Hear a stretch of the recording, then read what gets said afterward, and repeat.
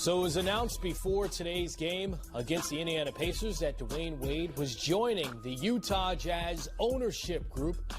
The Jazz putting out that information, a legend, leader, businessman. But why don't we hear from Jazz owner Ryan Smith and also Dwayne Wade?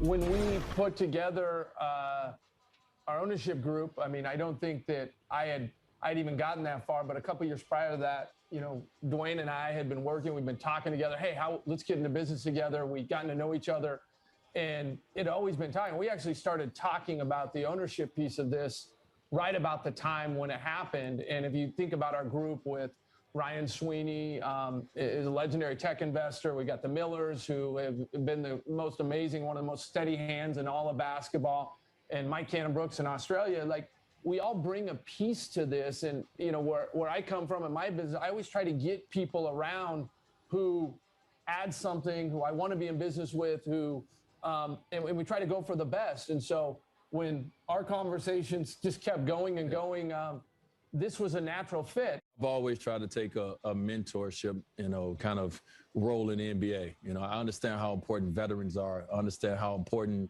guys that have done it before you have been there are, to make sure that, you know, you can watch out for the landmines. And so when it came to Donovan, you know, he reached out to me. He connected to me very early because a lot of people talked about the similarities in our game and even in our temperament as players.